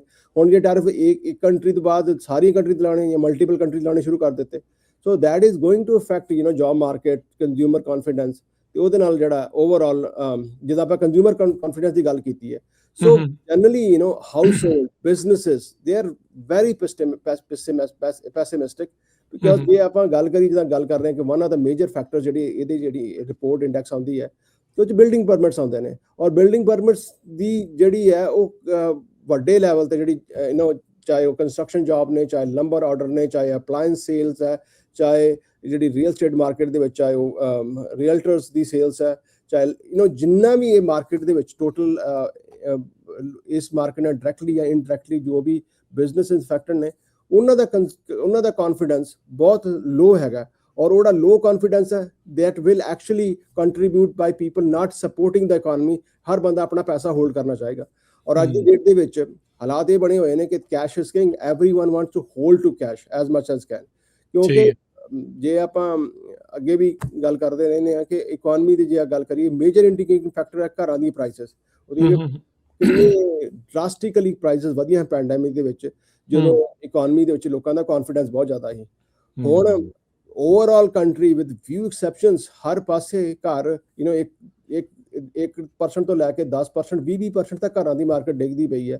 ਫੋਰਕਲੋਜ਼ਰਸ ਆਰ ਇੰਕਰੀਜ਼ਿੰਗ, ਔਰ ਇਹ ਹਾਲਾਤ ਵੀ ਆ ਚੁੱਕੇ ਨੇ ਕਿ ਇਨ ਸਰਟਨ ਕੇਸਿਸ, ਕਿਉਂਕਿ ਬਿਕਾਜ਼ ਆਫ AI ਐਂਡ ਜਿਹੜੀ ਜੌਬ ਮਾਰਕੀਟ ਦੇ ਵਿੱਚ ਸਿਚੁਏਸ਼ਨ ਬਣੀ ਹੋਈ ਹੈ, ਲੋਕਾਂ ਦੀ ਜੌਬਸ ਇੰਟਰਸਟ ਰੇਟ 2% ਤੇ ਹਨ। ਈਵਨ ਉਹਨਾਂ ਨੂੰ ਵੀ ਬਹੁਤ ਲੋਕਾਂ ਨੂੰ, ਕਈਆਂ ਦੇ ਵਿੱਚ ਉਹਨਾਂ ਨੂੰ ਵੀ ਅਨਕੰਫਰਟੇਬਲ ਹੋ ਰਹੇ ਨੇ ਉਹ ਪੇ ਕਰਨ ਵਾਸਤੇ, ਔਖਾ ਹੋ ਰਿਹਾ ਕੰਮ। ਆਪਾਂ ਸਕਰੀਨ ਦੇ ਉੱਤੇ ਇਸ ਟਾਈਮ ਇੱਕ ਗ੍ਰਾਫ ਜਿਹੜਾ ਉਹ ਦਿਖਾ ਰਹੇ ਹਾਂ ਵੀ ਜਿਹੜੀ ਇੰਡੈਕਸ ਆ ਉਹਦੇ ਵਿੱਚ ਕਿਹੜੇ ਜਿਹੜੇ ਕੰਪੋਨੈਂਟ ਆ ਤੇ ਕਿਹੜੀਆਂ ਕੈਟੇਗਰੀਜ਼ ਹੁੰਦੀਆਂ, ਜੇ ਤੁਸੀਂ ਥੋੜਾ ਇਹ ਐਕਸਪਲੇਨ ਕਰਿਓ ਜੀ। ਸੋ ਐਗਜ਼ੈਕਟਲੀ ਇਹ ਜਿਹੜੇ ਇੰਡੀਕੇਟਰਸ ਨੂੰ ਡਿਸਾਈਡ ਕਰਨ ਵਾਸਤੇ ਕਿ ਇਹ ਜਿਹੜੇ ਫੈਕਟਰਸ ਨੇ, ਜਿਹੜੇ ਮੇਨ ਫੈਕਟਰਸ ਨੇ, ਜਿਹੜੇ ਮੇਜਰ ਫੈਕਟਰਸ ਨੇ, ਉਹ ਇਹ ਦੱਸਦੇ ਨੇ ਕਿ ਹਾਂ ਵੀ ਇਹਨਾਂ ਚੀਜ਼ਾਂ ਨੂੰ ਜਦੋਂ ਆਪਾਂ ਕਾਊਂਟਰ ਕਰਦੇ ਹਾਂ ਦੈਨ ਵੀ ਪ੍ਰੋਜੈਕਟ, ਜਿੱਦਾਂ ਆਪਾਂ ਗੱਲ ਕੀਤੀ ਫਾਈਨੈਂਸ਼ੀਅਲ ਦੇ ਵਿੱਚ S&P 500 ਕੰਪਨੀਜ਼, ਲੈਂਡਿੰਗ ਕ੍ਰੈਡਿਟ ਹੋ ਰਿਹਾ, ਇੰਟਰਸਟ ਰੇਟ ਜਿਹੜਾ ਓਵਰਆਲ ਸਪਰੈਡ ਹੈ। ਸੋ ਇਹ that is the major financial factor ਕਿ ਤੁਹਾਡੀ ਟੋਟਲ ਇਕਨੋਮੀ ਜਿਹੜੀ ਤੁਹਾਡੀ ਇੱਥੇ ਕੰਪਨੀਆਂ ਉਹ ਕਿੱਦਾਂ ਕਰ ਰਹੀਆਂ ਨੇ, ਲੈਂਡਿੰਗ ਕਿੰਨੀ ਈਜ਼ੀ ਹੋਈ ਪਈ ਹੈ, ਲੈਂਡਿੰਗ ਦਾ ਰੇਟ ਕੀ ਹੈ, ਲੋਕੀ ਕਿੰਨਾ ਪੈਸਾ ਲੈ ਰਹੇ ਨੇ, ਔਰ ਇੰਟਰਸਟ ਰੇਟ ਜਿਹੜੀ ਲੈਂਡਿੰਗ ਇਫੈਕਟ ਕਰਦੀ ਹੈ, ਇੰਟਰਸਟ ਰੇਟ ਦੇ ਉੱਤੇ ਇੰਪੈਕਟ ਕਰਦੀ ਹੈ, ਔਰ ਕਿੰਨਾ ਤੁਸੀਂ ਪੈਸਾ ਬੋਰੋ ਕਰ ਸਕਦੇ ਹੋ, ਚਾਹੇ ਤੁਸੀਂ ਕੰਪਨੀ ਵਿੱਚ ਪੈਸੇ ਰੀਇਨਵੈਸਟ ਕਰਨੇ ਨੇ, ਚਾਹੇ ਤੁਸੀਂ ਘਰ ਖਰੀਦਣਾ, ਚਾਹੇ ਕੰਜ਼ਿਊਮਰ ਸਪੈਂਡਿੰਗ ਕਰਨੀ ਹੈ, ਚਾਹੇ ਤੁਸੀਂ ਹੋਰ ਬੰਦੇ ਹਾਇਰ ਕਰਨੇ ਨੇ, you need more money to hire more people to invest more money in the company. So ਇੱਕ ਸਭ ਤੋਂ ਵੱਡਾ ਫੈਕਟਰ ਦੇ ਵਿੱਚ one of the biggest factor ਇਹ ਹੈ। ਸੋ ਦੂਜਾ equally important factor manufacturing and new orders, ਔਰ ਇਹਦੇ ਚ ਨਵੇਂ ਆਰਡਰ ਜਿਹੜੇ ਆ ਰਹੇ ਨੇ ਮੈਨੂਫੈਕਚਰਿੰਗ ਦੇ for next 6 to 7 months, that is also important ਕਿ ਜਿਹੜੀਆਂ ਅੱਜ ਕੰਪਨੀਆਂ ਨੇ ਉਹ ਕਿੰਨੀ ਕੌਨਫੀਡੈਂਟ ਨੇ ਅਗਲੇ 6 ਮਹੀਨੇ ਦੇ ਵਿੱਚ ਆਪਣੀ ਮੈਨੂਫੈਕਚਰਿੰਗ ਜਾਂ ਪ੍ਰੋਡਕਸ਼ਨ ਕਰਨ ਵਾਸਤੇ। ਠੀਕ ਹੈ, ਉਹਨਾਂ ਦਾ ਕੌਨਫੀਡੈਂਸ ਲੋ ਹੈ ਤਾਂ ਆਫ ਕੋਰਸ ਅਗਲੇ 6 ਮਹੀਨੇ ਦੇ ਵਿੱਚ ਜੇ ਅੱਜ ਆਪਣੇ ਆਰਡਰ ਪਲੇਸ ਨਹੀਂ ਕਰ ਰਹੇ ਜਾਂ ਮੈਨੂਫੈਕਚਰਿੰਗ ਆਪਣੀ ਪ੍ਰੋਜੈਕਸ਼ਨ ਨਹੀਂ ਕਰ ਰਹੇ ਅਗਲੇ 6 ਮਹੀਨੇ ਵਾਸਤੇ, ਦੈਟ ਮੀਨਸ ਇਹ ਮੈਨੂਫੈਕਚਰਿੰਗ ਅਗਲੇ 6 ਮਹੀਨੇ ਵਾਸਤੇ ਲੋ ਹੋਣੀ ਹੈ। Of course that is going to contribute negatively, ਚਾਹੇ ਉਹ ਤੁਹਾਡੀ ਲੇਬਰ ਮਾਰਕੀਟ ਹੈ, ਚਾਹੇ ਤੁਹਾਡੀ ਜੌਬਲੈਸ ਕਲੇਮਸ ਜ਼ਿਆਦੀਆਂ ਨੇ, ਚਾਹੇ ਤੁਸੀਂ ਵਾਪਸ ਜਿਹੜੀ GDP ਓਵਰਆਲ GDP ਲੋਕਾਂ ਨੇ ਜਿਹੜਾ ਕੰਜ਼ਿਊਮਰ ਸਪੈਂਡਿੰਗ ਹੈ ਉਹ ਘਟਣੀ ਹੈ। So next is job market. So job market ਦੇ ਵਿੱਚ total manufacturing job which is directly related to the manufacturing orders, 50-hour jobs, jobless claims ਜਿਹੜਾ total overall unemployment ਕਿੰਨੀ ਵਧਦੀ ਪਈ ਹੈ, so that is major second major impact। ਉਹਦੇ ਬਾਅਦ ਜਿੱਦਾਂ ਆਪਾਂ ਗੱਲ ਕੀਤੀ ਹਾਊਸਿੰਗ ਪਰਮਿਟ ਦੀ, huge 10% ਕਿੰਨੇ ਹੋਣੇ ਨੇ। So and last consumer expectations and consumer confidence, ਜਿੰਨਾ ਚਿਰ ਉਹ ਪ੍ਰੋਪਰਲੀ ਵਾਪਸ ਨਹੀਂ ਆਉਂਦਾ ਸਾਰੇ ਪਾਸੇ ਸਿਸਟਮ ਦੇ ਵਿੱਚ, ਸਾਰੀਆਂ ਚੀਜ਼ਾਂ ਉਹਦੇ ਉੱਤੇ ਡਿਪੈਂਡ ਕਰਦੀਆਂ ਨੇ। ਈਵਨ ਦੋ 10% ਇਫੈਕਟ ਹੈਗਾ, ਪਰ ਉਹ ਕੰਜ਼ਿਊਮਰ ਦੀ ਕੌਨਫੀਡੈਂਸ ਦੇ ਨਾਲ, ਕੰਜ਼ਿਊਮਰ ਦੀ ਐਕਸਪੈਕਟੇਸ਼ਨ ਦੇ ਨਾਲ ਹੀ ਸਪੈਂਡਿੰਗ ਵੱਧਦੀ ਹੈ, ਔਰ ਕੰਪਨੀਆਂ ਜਿਹਨਾਂ ਨੇ ਇਨਵੈਸਟ ਕਰਨਾ ਜਾਂ ਉਹਨਾਂ ਨੇ ਘਰ ਖਰੀਦਣੇ ਨੇ। So that all depends. ਇਹ ਜਿਹੜੇ ਮੇਜਰ ਫੈਕਟਰ ਨੇ, ਇਹਨਾਂ ਮੇਜਰ ਜਿਹੜੇ ਔਰ ਇਹ ਨਹੀਂ ਕਿ ਮਲਟੀਪਲ ਈਅਰਸ ਤੋਂ ਇਹ ਚੱਲਦਾ ਪਿਆ। ਦਿਸ ਇਜ਼ ਵੈਰੀ ਮਤਲਬ ਕਿ ਜਿਹੜਾ ਓਵਰਆਲ ਸਟਰਕਚਰ ਦੇ ਵਿੱਚ this is a very reliable indicator of next 6 months। ਅੱਛਾ, ਅਕਸਰ ਨਿਰਮਲ ਮਾਨ ਜੀ ਕਿਹਾ ਜਾਂਦਾ ਵੀ ਵਾਲ ਸਟਰੀਟ ਤੇ ਮੇਨ ਸਟਰੀਟ ਦੇ ਵਿੱਚ ਫਰਕ ਬੜਾ ਆ, ਪਰ ਇਹ ਜਿਹੜਾ ਇੰਡੈਕਸ ਹੈ ਤਾਂ ਦੋਨਾਂ ਸਟਰੀਟਸ ਨੂੰ ਇਕੱਠਿਆਂ ਕਰਕੇ ਜਿਹੜਾ ਉਹ ਸ਼ੋਅ ਕਰ ਰਿਹਾ, ਵਿੱਚ ਹੀ ਲੇਬਰ ਮਾਰਕੀਟ ਆ, ਵਿੱਚ ਹੀ ਮੈਨੂਫੈਕਚਰਿੰਗ ਆ, ਵਿੱਚ ਹੀ S&P ਆ, ਕੰਜ਼ਿਊਮਰ ਸੈਂਟੀਮੈਂਟ ਆ। ਸੋ ਓਵਰਆਲ ਜਿਹੜਾ ਇੰਡੈਕਸ ਆ ਇਕਨੋਮੀ ਦੇ ਵਿੱਚ ਸਾਰਿਆਂ ਦੀ ਬਰਾਬਰ ਦੀ ਜਿਹੜਾ ਯੋਗਦਾਨ ਬਿਲਕੁਲ ਔਰ ਜ਼ਿਆਦਾ ਜ਼ਰੂਰੀ ਹੈ। ਔਰ ਖਾਸ ਕਰਕੇ ਅੱਜ ਦੇ ਸਮੇਂ ਦੇ ਵਿੱਚ ਪ੍ਰੋਬਲਮ ਅੱਜ ਦੇ ਸਮੇਂ ਦੇ ਵਿੱਚ ਦੇਖੋ ਇਹ ਆ ਰਹੀ ਹੈ ਕਿ ਹੁਣ ਇੱਕ ਆਰਟੀਕਲ ਮੈਂ ਪੜ੍ਹ ਰਿਹਾ ਕਿ ਵਾਰਨ ਬਫੇ ਵੀ ਅੱਜ ਦੀ ਡੇਟ ਦੇ ਵਿੱਚ ਹੀ is concern not investing in this market, because ਅੱਜ ਦੀ ਮਾਰਕੀਟ ਈਵਨ ਦੋ ਮਾਰਕੀਟ ਦੇ ਵਿੱਚ ਬੜਾ ਉਛਾਲ ਆਉਂਦਾ ਪਿਆ, but there is more gambling going on rather than the actual confidence in those companies and those products। ਤੁਸੀਂ ਦੇਖੋ ਜਿੱਦਾਂ ਜਿਹੜੀ ਗੈਂਬਲਿੰਗ ਦੀ ਜੇ ਆਪਾਂ ਗੱਲ ਕਰੀਏ ਤੇ ਜਦੋਂ ਐਲਾਨ ਵਾਸਤੇ ਨਵੀਂ IPO ਆਇਆ ਤੇ ਬੜੀ ਛੇਤੀ ਪ੍ਰਾਈਸ ਵੱਧ ਗਏ, ਔਰ ਅੱਜ ਦੀ ਡੇਟ ਤੇ ਦੇਖੋ ਕਿੱਥੇ ਪਹੁੰਚ ਗਏ ਨੇ। ਸੋ ਡਾਊਨ ਹੋ ਗਿਆ। Gambling is a huge factor, ਕਿਉਂਕਿ ਅੱਜ ਪ੍ਰੈਜ਼ੀਡੈਂਟ ਟਰੰਪ ਨੇ ਇੱਕ ਸਟੇਟਮੈਂਟ ਦਿੱਤੀ, ਉਸ ਬੇਸ ਤੇ ਗੈਂਬਲ ਕਰਕੇ ਲੋਕੀ ਪੈਸੇ ਇਨਵੈਸਟ ਕਰ ਦਿੰਦੇ ਨੇ, ਅਗਲੇ ਹਫਤੇ ਦੂਜੀ ਸਟੇਟਮੈਂਟ ਦਿੱਤੀ, ਲੋਕੀ ਮਾਰਕੀਟ 'ਤੇ ਪੈਸੇ ਵਿਡਰਾ ਕਰ ਲੈਂਦੀ ਹੈ। ਸੋ ਜੇ ਸਿਰਫ ਆਪਾਂ S&P ਦੇ ਕਰੀਏ ਔਰ ਅੱਜ ਦੀ ਡੇਟ ਦੇ ਵਿੱਚ ਕਰੀਏ, ਜੇ ਸਿਰਫ ਆਪਾਂ ਕੰਪਨੀਆਂ ਦੇ ਸਟਾਕ ਐਂਡ ਸ਼ੇਅਰਸ ਦੀ ਗੱਲ ਕਰੀਏ, ਤੇ that can be misleading, because ਤੁਸੀਂ ਇਕਨੋਮੀ ਨੂੰ ਪ੍ਰੈਡਿਕਟ ਸਿਰਫ ਜੂਏ ਦੇ ਬੇਸ ਤੇ, ਗੈਂਬਲ ਦੇ ਬੇਸ ਤੇ ਨਹੀਂ ਕਰਦੇ ਪਏ। ਇਨਫਲੇਟਡ ਵੈਲਿਊਜ਼ ਲੱਗਦੀਆਂ ਇਸ ਟਾਈਮ ਸਟਾਕ ਮਾਰਕੀਟ ਦੀਆਂ। ਆਫ ਕੋਰਸ, ਕਿਉਂਕਿ ਮਤਲਬ ਬਾਕੀ ਆਪਾਂ ਛੱਡੋ, ਓਵਰਆਲ ਆਪਾਂ ਜੇ ਆਪਾਂ ਸਾਰੀਆਂ ਚੀਜ਼ਾਂ ਨੂੰ ਛੱਡ ਦਈਏ, ਬਿਕੋਜ਼ ਹਰ ਕੰਪਨੀ ਦੇ ਆਪਣੇ ਪ੍ਰੋ ਐਂਡ ਕੌਨਸ ਤੇ ਉਹਨਾਂ ਦੇ ਆਪਣੇ ਡਿਫਰੈਂਟ ਪੈਰਾਮੀਟਰਸ ਹੁੰਦੇ ਨੇ। ਕੰਪਨੀ ਦੀ ਜਿਹੜਾ ਪ੍ਰੋਡਕਟ ਆ ਉਹਦੀ ਕਿੰਨੀ ਡਿਮਾਂਡ ਹੈ, ਸਰਵਿਸਿਜ਼ ਦੀ ਕਿੰਨੀ ਡਿਮਾਂਡ ਹੈ, ਲੀਡਰਸ਼ਿਪ ਕੀ ਹੈ, ਉਹਨਾਂ ਦੇ ਪ੍ਰੋਜੈਕਸ਼ਨਸ ਕੀ ਨੇ। ਪਰ ਜੇ ਸਿੰਪਲ ਰੂਲ ਵੀ ਆ, ਰੂਲ ਆਫ ਥੰਬ ਲਈਏ ਕਿ SpaceX ਦਾ ਆਪਾਂ ਦੇਖੀਏ ਕਿ ਜਦੋਂ ਸਟਾਕ ਆਇਆ ਤਾਂ ਕਿੱਥੇ ਗਿਆ ਸੀ ਤੇ ਅੱਜ ਕਿੱਥੇ ਹੈ, ਐਂਡ ਕੰਟੀਨਿਊਸਲੀ ਉਹ ਡਾਊਨਫਾਲ ਤੇ ਹੈਗਾ। ਰੀਜ਼ਨ ਬੀਇੰਗ ਇਹ, ਨਾ ਤੇ ਇਹਨੇ ਦਿਨਾਂ ਦੇ ਵਿੱਚ ਕੰਪਨੀ ਦੇ ਵਿੱਚ ਕੋਈ ਮੇਜਰ ਇੰਪੈਕਟਸ ਪਏ ਨੇ, ਨਾ ਉੱਥੇ ਕੋਈ ਲੀਡਰਸ਼ਿਪ ਚੇਂਜ ਹੋਈ ਹੈ, ਨਾ ਉੱਥੇ ਕੋਈ ਡਰਾਸਟਿਕ ਉਹਨਾਂ ਦੀ ਪ੍ਰੋਡਕਸ਼ਨ ਕੱਟ ਡਾਊਨ ਹੋਈ ਹੈ, ਨਾ ਕੋਈ ਡਿਮਾਂਡ ਘੱਟ ਹੋਈ ਹੈ। Just because it is inflated, it is just purely basis on gamble ਕਿ ਅੱਜ ਲੈ ਲਈਏ, ਮਾਰਕੀਟ ਦੇ ਵਿੱਚ ਪੈਨਿਕ ਕ੍ਰੀਏਟ ਕਰ ਦੇ, ਤੋਂ ਉਹ ਮਾਰਕੀਟ ਦੀ ਪੈਨਿਕ ਕ੍ਰੀਏਟ ਕਰਨ ਨਾਲ ਰੇਟ ਵੱਧ ਜਾਂਦੇ ਨੇ, ਔਰ ਮਾਰਕੀਟ ਦੀ ਪੈਨਿਕ ਕ੍ਰੀਏਟ ਨਾਲ ਰੇਟ ਘਟ ਜਾਂਦੇ ਨੇ। ਸੋ ਆਪਾਂ ਅੱਜ ਦੀ ਡੇਟ ਦੇ ਵਿੱਚ ਉਹੀ ਕਹਿ ਰਹੇ ਨੇ ਕਿ ਤੂੰ ਟੋਟਲੀ ਇਸ ਮਾਰਕੀਟ ਦੇ ਉੱਤੇ this is a very volatile market. ਜਿੱਦਾਂ ਇੱਕ ਵਾਰੀ ਪਿਛਲੀ ਵਾਰ ਵੀ ਹੋਇਆ ਸੀ, ਘਰਾਂ ਦੀ ਮਾਰਕੀਟ ਬਹੁਤ ਵੱਧ ਗਈ ਸੀ ਪ੍ਰੀ ਸਬ ਪ੍ਰਾਈਮ ਦੇ ਵਿੱਚ 2008 ਦੇ ਵਿੱਚ, ਜਸਟ ਬਿਕੋਜ਼ ਸਾਰੇ ਪਾਸੇ ਇਦਾਂ ਦਾ এনवायरमेंट ਕ੍ਰੀਏਟ ਕਰ ਦਿੱਤਾ ਗਿਆ ਸੀ ਕਿ ਬਹੁਤ ਆਉਣ ਵਾਲੇ ਟਾਈਮ ਦੇ ਵਿੱਚ ਬਹੁਤ ਜ਼ਿਆਦਾ ਲੈਂਡਿੰਗ ਇਜ਼ੀ ਕਰ ਦਿੱਤੀ ਸੀ। ਸੋ ਇਹੀ ਚੱਲਦਾ ਪਿਆ ਅੱਜ ਸਟਾਕ ਦੇ ਵਿੱਚ, because firm top to down, everyone want to make quick money just by gambling. So ਇਹ ਥੋੜਾ ਜਿਹਾ ਇਸ ਚੀਜ਼ ਨਾਲ ਕੇਅਰਫੁਲ ਰੌਲਾ ਰੱਪਾ ਜਿਹੜਾ ਉਹ ਜ਼ਿਆਦਾ ਆ, ਸਬਸਟੈਂਸ ਘੱਟ ਆ। ਸੋ ਤੁਸੀਂ SpaceX ਦਾ ਜਿਹੜਾ ਕਿਹਾ 25% ਡਾਊਨ ਆ ਜਿੱਦਾਂ ਤੋਂ ਸ਼ੁਰੂ ਹੋਇਆ ਆ। ਬਿਲਕੁਲ, ਕਿਉਂਕਿ ਦੇਖੋ ਨਾ ਜੌਬ ਜਿਹੜੀ ਮਾਰਕੀਟ ਨੇ, job market is still slowing down. It's of course ਬਿਲਕੁਲ ਬੰਦ ਨਹੀਂ ਹੋਈ, ਪਰ ਜਿੰਨੀਆਂ ਜੌਬਸ ਜਿੰਨੀਆਂ ਹੋਣੀ ਚਾਹੀਦੀਆਂ ਹਨ, ਜਿਹੜਾ ਡੇਟਾ ਆ ਰਿਹਾ ਪੇਰੋਲ ਦਾ, ਇਨਕਮ ਦਾ, ਪ੍ਰੋਡਕਸ਼ਨ ਦਾ, ਤੇ ਉਹ ਜੂਨ ਦਾ ਹੈਗਾ, still based on that market system still suggests you that you should keep 3 to 6 months of ਜਿਹੜੇ ਆਪਣੇ expenses ਦਾ ਜਿਹੜਾ ਤੁਸੀਂ emergency fund ਬਣਾ ਕੇ ਰੱਖੋ, because you don't know ਕਿ at what time your business can affect ਜਾਂ ਤੁਹਾਡੀ job can get affected। ਤੇ ਇਹ ਚੀਜ਼ਾਂ ਜਿਹੜੀਆਂ ਨੇ that also impacts ਜਿਹੜੀਆਂ ਨੇ ਤੁਹਾਡੀਆਂ consumer confidence ਦੇ ਵਿੱਚ ਕਿ job market ਔਰ ਅੱਜ ਦੀ ਡੇਟ ਦੇ ਵਿੱਚ ਥਰੂ ਆਊਟ, ਚਾਹੇ ਉਹ ਬੇ ਏਰੀਆ ਦੇ ਵਿੱਚ IT ਦੀ ਜੌਬਸ ਹੈਗੀਆਂ ਨੇ, ਇਨ ਸਰਟਨ ਸੈਕਟਰਸ ਛੱਡ ਕੇ ਮੈਜੋਰਿਟੀ ਜਿਹੜੀ ਜੌਬਸ ਨੇ ਦੇ ਆਰ ਲੱਗ ਰਹੇ ਨੇ ਜਾਂ AI ਦੇ ਕਰਕੇ ਬਹੁਤ ਵੱਡਾ ਰਿਸਕ ਆ। Like even companies don't know.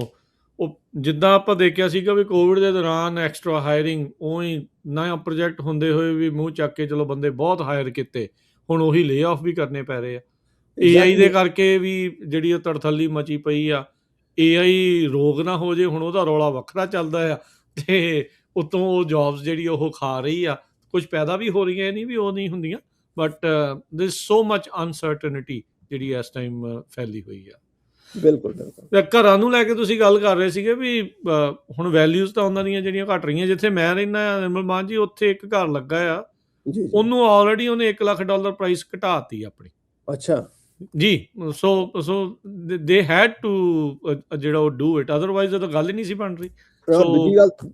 ਦੂਜੀ ਗੱਲ ਦੇਖੋ ਨਾ Rajguru, sorry to interrupt you, ਮੈਂ ਕਿਹਾ ਦੂਜੀ ਗੱਲ ਦੇਖੋ, ਵੱਡੀ ਗੱਲ ਇਸ ਟਾਈਮ ਮਾਰਕੀਟ ਦੇ ਵਿੱਚ ਇਹ ਹੈ ਕਿ ਅੱਜ ਦੀ ਡੇਟ ਦੇ ਵਿੱਚ ਜੇ ਆਪਾਂ ਸਮਰ 'ਚ ਬੈਠੇ ਆ, ਪੀਕ ਆਫ ਸਮਰ, ਜਿੱਥੇ ਹਾਈਐਸਟ ਡਿਮਾਂਡ ਹੁੰਦੀ ਹੈ ਜਦੋਂ ਮੂਵ ਕਰਦੇ ਪਏ ਨੇ, all the way to end of at least mid of August, end of August demand ਆਈ ਹੁੰਦੀ ਹੈ।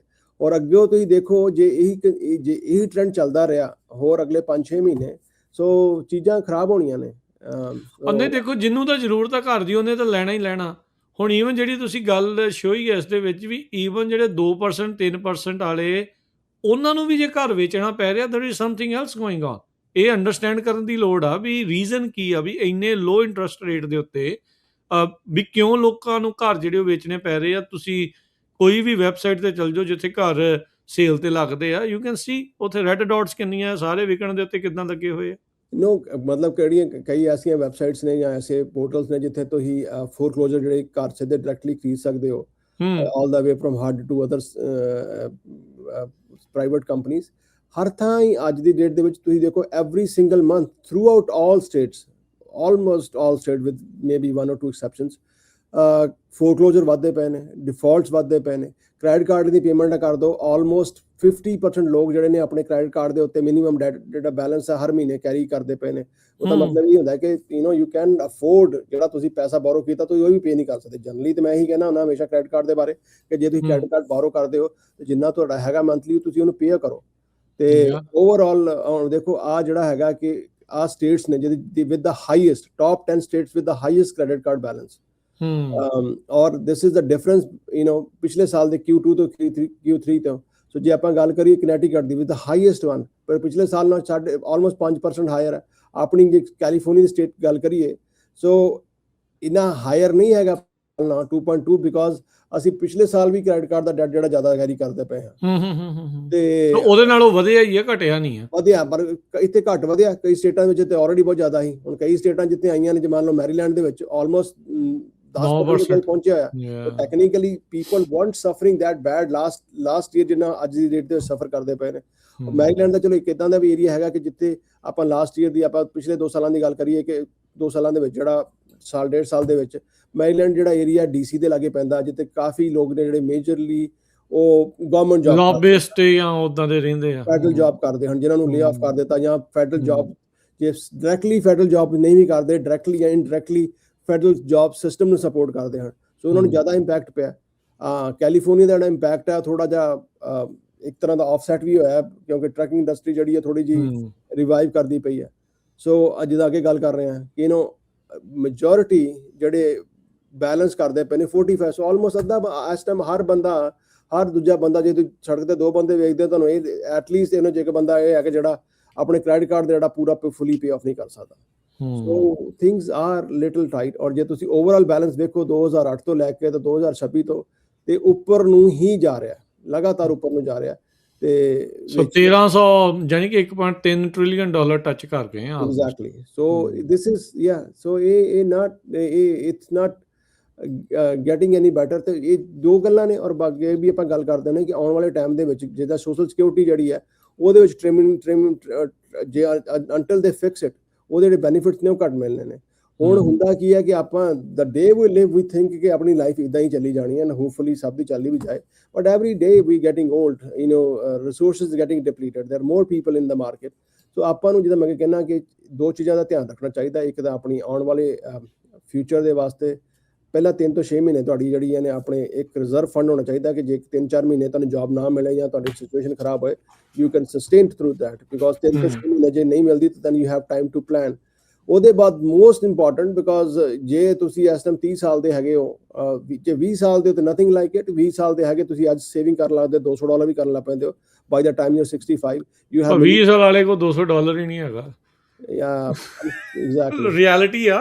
ਬਿਲਕੁਲ ਉਹਨੂੰ ਜੌਬ ਕਿੰਨੇ ਦੇਣੀ ਆ, ਕਿੱਥੇ ਮਿਲ ਰਹੀ ਉਹਨਾਂ ਨੂੰ ਜੌਬ। ਐਗਜ਼ੈਕਟਲੀ। ਔਰ ਚਲੋ 30 ਸਾਲ ਦੇ ਤੁਸੀਂ 300 ਗੱਲ ਕਰ ਲਓ। ਜੇ ਆਪਾਂ 30 ਸਾਲ ਦੇ ਵਿੱਚ ਫੈਕਟਰ ਨਹੀਂ ਕਰਦੇ ਯਾਰ $300 ਨਾਲ ਕੀ ਹੋਣਾ, but that goes long way. I think governments ਜਿਹੜਾ ਵੈਸਟਰਨ ਵਰਲਡ ਹੈਗਾ ਹੀ ਇਹ ਬਹੁਤ ਸਪੋਰਟ ਕਰਦਾ ਪਿਆ। ਅਜੇ ਵੀ ਮੋਰ ਲੈਸ ਜੇ ਆਪਾਂ ਬਾਕੀ ਕੰਟਰੀ ਵੈਸਟਰਨ ਵਰਲਡ ਨੂੰ ਕਰੀਏ ਤਾਂ ਸਪੋਰਟ ਕਰਦਾ ਪਿਆ।